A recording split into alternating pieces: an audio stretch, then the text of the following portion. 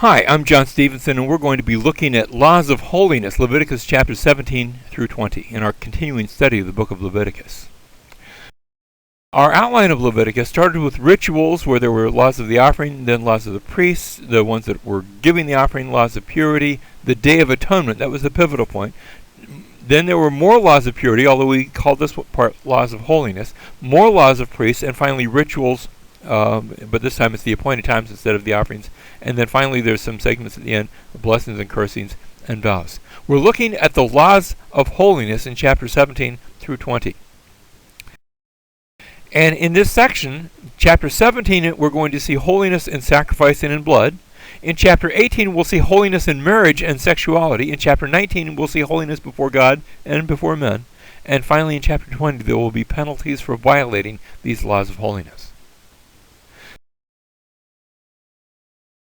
So, Leviticus 17:1 starts off, "Then the Lord spoke to Moses, saying, Speak to Aaron and to his sons and to all the sons of Israel, and say to them, This is what the Lord has commanded, saying, Any man from the house of Israel who slaughters an ox or a lamb or a goat in the camp, who slaughters it outside the camp and has not brought it to the doorway of the tent of meeting to present it as an offering to the Lord before the tabernacle of the Lord, blood guiltiness is to be reckoned to that man. He has shed blood, and that man shall be cut off from among his people." It is talking about doing a sacrifice that is not connected to the Levitical and tabernacle sacrifices. The reason, he says, is so that the sons of Israel may bring their sacrifices, which they were sacrificing in the open field, that they may bring them into the Lord at the doorway of the tent of meeting to the priests, and sacrifice them as sacrifices of peace offerings to the Lord. They shall no longer sacrifice their sacrifices to the goat demons, the As-Sai-Re'im. Seems to be a problem that was being played, with which they play the harlot. This will be a permanent statute to them throughout their generation. So the law is against idolatry and against these practices which could lead them into further idolatry.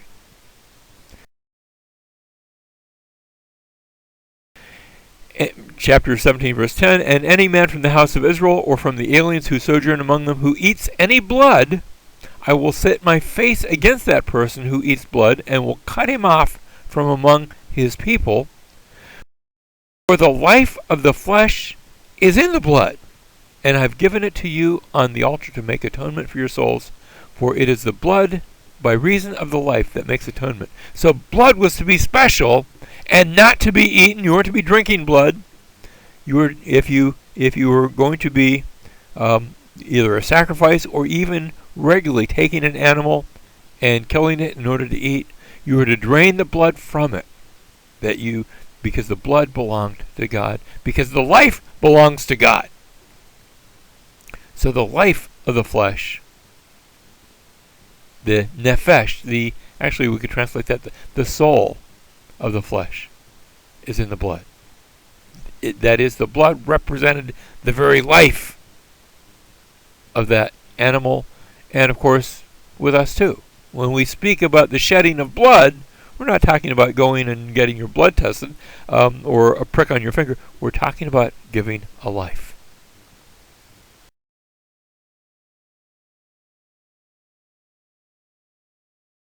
Now, this brings us to a question: can morality be legislated? And we're going to see some moral codes coming up in how these things relate, not just to sacrifices like we saw in chapter 17, but now how they relate to sexuality. And my answer is that morality is always legislated. In fact, anytime you legislate anything, you're legislating morality. It might be good legislation, it might be bad legislation, it might be good morality, it might be bad morality, but you're always legislating morality.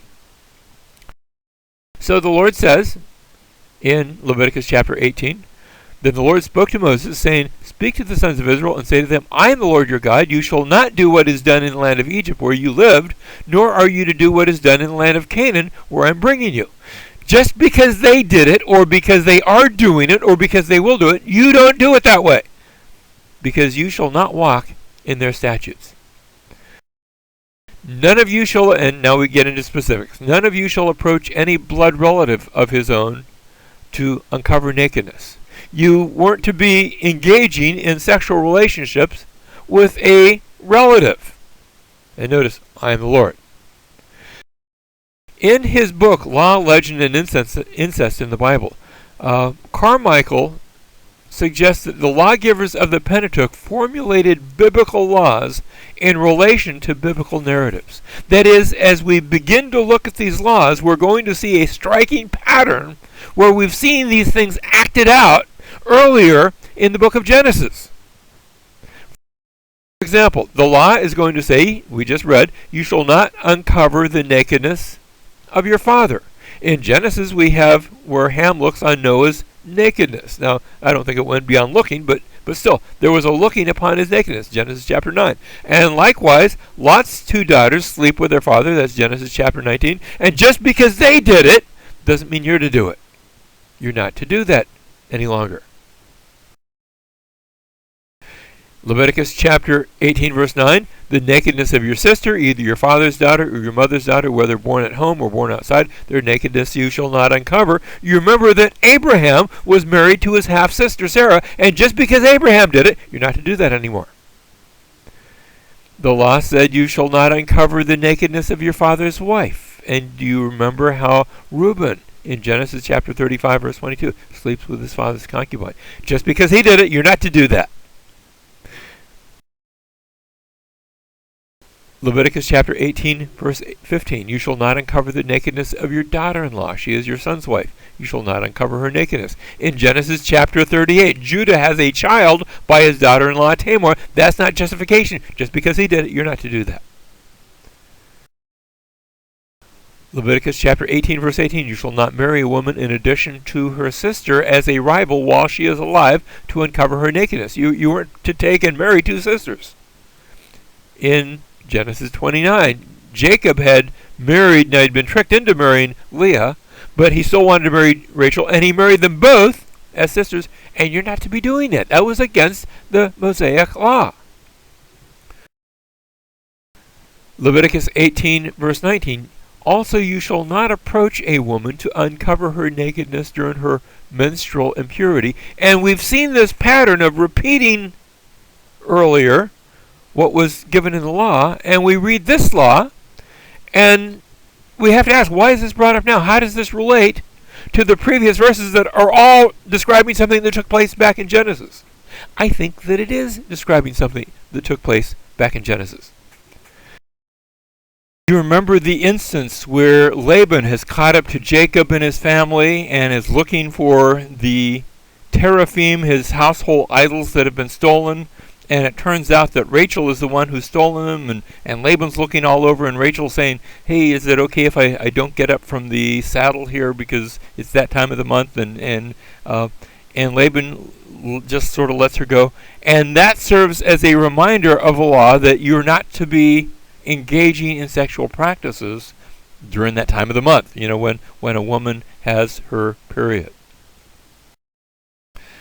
So, Leviticus chapter 18, verse 20, you shall not have intercourse with your neighbor's wife to be defiled with her. Now you say, well, when did that happen in Genesis? Genesis chapter 39, where Potiphar's wife attempts to seduce Joseph. Now, he resists, he runs away. But again, it reminds us of that story. Leviticus chapter 18, verse 21, you shall not give any of your offspring to offer them to Molech. That was one of the pagan gods. And what pagans would sometimes do is offer their children to Molech, throw them in fire, and you were not to do that. Now that's a reminder of something that Abraham was called to do. Remember, Abraham was told, offer up your son Isaac. Now, God stopped him from doing it, but that was the test. And just because Abraham was tested with that doesn't mean you're to go and do the same thing. Nor shall you profane the name of your God. I am the Lord. So the law in Leviticus was against offering children to Molech. Remember in Genesis 22, Abraham offers Isaac to the Lord, and God prevents him. He doesn't actually go through with it. But just because Abraham was going to do it doesn't mean you're to do it yourself. Leviticus chapter 18, verse 22, you shall not lie with a male as one lies with a female. It is an abomination. And in Genesis, we have the story of the men of Sodom who attempted to rape Lot's angelic visitors. It was an abomination. Just because they did that is not a justification for you to go and engage in that same sort of activity. Leviticus 18:24, do not defile yourself by any of these things, for by all these things the nations which I am casting out before you have become defiled. For the land has become defiled, therefore I have brought its punishment upon it. So the land has spewed out its inhabitants. Because the people of the land did all those things, God is going to remove them from the land, and he will give the land to Israel. Now, we've seen holiness and sacrifice and blood. This was holiness in marriage and sexuality. Next, we see Leviticus chapter 19, holiness before God and men. Leviticus 19, then the Lord spoke to Moses, saying, speak to all the congregation of the sons of Israel, and say to them, you shall be holy. Notice how that refrain has continued throughout this book. You shall be holy, for I, the Lord your God, am holy. Every one of you shall reverence his mother and father, and you shall keep my Sabbaths. I am the Lord your God. Do not turn to idols, or make for yourself molten gods. I am the Lord your God. You notice how we're just going through the Mosaic Law again, the Ten Commandments. Be holy, that was chapter 19, verses 1 through 3. Next, there is a command to keep the Sabbaths and to stay away from idols and to sacrifice only to the Lord. Then there are laws regarding the fields and the needy. That is, now when you reap the harvest of your land, you shall not reap to the very corners of your field, nor shall you gather the gleanings. That is, if you're gathering the harvest, oops, I dropped some. You're not to go back and gather that up, nor shall you glean your vineyard, nor shall you gather the fallen fruit of your vineyard. You'll leave them for the needy and for the stranger. If it falls to the ground, it's for the needy. They can come and pick it up. They can't pick it off your tree, but they can pick it from the ground if it's fallen to the ground. I am the Lord your God. So the fields and the needy. Next we have dealings with neighbors, verses 11 through 18. You shall not steal, nor shall you deal falsely, nor lie to one another. This is just this again, the Mosaic Law as it relates to other people. You shall not swear falsely by my name, so as to profane the name of your God. I am the Lord. You shall not oppress your neighbor, nor rob him. The wages of a hired man are not to remain with you all night until morning. In other words, you pay your debts as you're able to. You shall not curse a deaf man, nor place a stumbling block before the blind. You're going to be thoughtful toward those who are unable to fend for themselves. But you shall revere your God. I am the Lord. You shall do no injustice in judgment. You shall not be partial to the poor, nor defer to the great, but you are to judge your neighbor fairly. You shall not go about as a slanderer among your people, and you are not to act against the life of your neighbor. I am the Lord. So this is a further explanation of the Ten Commandments. You shall not hate your fellow countrymen in your heart. You may surely reprove your neighbor, but shall not incur sin because of him. You shall not take vengeance, nor bear any grudge against the sons of your people, but you shall love your neighbor as yourself. We've heard Jesus say that. Jesus was quoting the law when he said that. I am the Lord. So, dealings with neighbor. Next, we go back to more statutes regarding sacrifices, which we already dealt with in verses 3 through 18. So, notice we're coming back to a number of these themes. You're to keep my statutes. You shall not breed together two kinds of your cattle. You shall not sow your field with two kinds of seed, nor wear a garment upon you of two kinds of material mixed together. That is, you're to keep things separate, because this will make you separate and distinct. You are to be separate and distinct, and these things will remind you of that. So statutes regarding statutes. Next, statutes regarding fields. We already saw fields with regard to helping the needy. Now when you enter the land and plant all kinds of trees for food, then you shall count their fruit as forbidden. For 3 years it will be forbidden to you. it will not be eaten. In the 4th year, all its fruit will be holy, an offering of praise to the Lord. In the 5th year, to eat of its fruit, that its yield may increase for you. I am the Lord. So when they get to the land, they're not immediately to partake of the land. They're just going to let that lie. And only in the 5th year will they begin to eat. And that's okay. God's going to take care of their needs. He's been doing this all throughout with manna. And he's going to continue that even when they come into the land. For a time at least.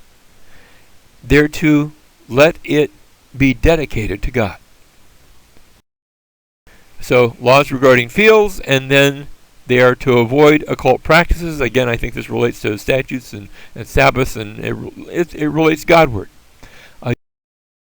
You shall not eat anything with the blood, nor practice divination or soothsaying. You shall not round off the side growth of your heads, nor harm the edges of your beard. Because of its juxtaposition, it sounds like this is somehow related to divination or soothsaying. Verse 28, you shall not make any cuts in your body for the dead, or make any tattoo marks on yourself. Again, this seems to be related to some sort of divination practices. I am the Lord. You do not profane your daughter by making her a harlot, so that the land will not fall to harlotry, and the land be full of lewdness. You shall keep my Sabbaths and revere my sanctuary. I am the Lord. Do not turn to mediums or to spiritists. Do not seek them out to be defiled by them. I am the Lord your God. Only turn to me. So, avoiding occult practices. Next we have the honor of the aged, verse 32. Verse 32, you shall rise up before the gray-headed and honor the aged, and you shall revere your God. I am the Lord. We go from honor of the aged to dealing with strangers and neighbors. Again, we've already dealt with dealing with neighbors back in chapter 19, verses 11 through 18. We come back to that now.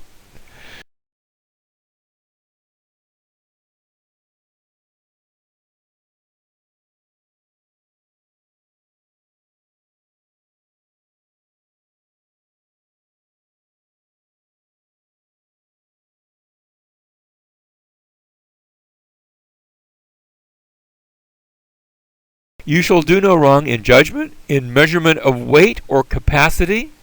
You shall have just balances, just weights, a just ephah, and a just hin. Those were elements of those measurements. I am the Lord your God, who brought you out from the land of Egypt. You shall thus observe all my statutes and all my ordinances, and do them. I am the Lord. So we have holiness before God and men, and now in chapter 20, we have penalties for violating the laws of holiness. Chapter 20, verse 22, you are therefore to keep all my statutes and all my ordinances, and do them, so that the land to which I am bringing you to live will not spew you out. Moreover, you shall not follow the customs of the nation, which I will drive out before you. For they did all these things, that's why I drove them out, therefore I have abhorred them. Don't follow in their footsteps. You're going to instead be given the land from which they were driven, but don't do that very thing that drove them out of the land. Thus you are to be holy to me, for I the Lord am holy, and I've set you apart from the peoples to be mine. God has called us to be holiness. He's called us to be holy, to be set apart, to be different from the world. 1 Peter chapter 1, verses 14 and following, as obedient children, do not be conformed to the former lusts which were yours in ignorance, but like the Holy One who called you, be holy yourselves also in your behavior, because it is written, you shall be holy, for I am holy.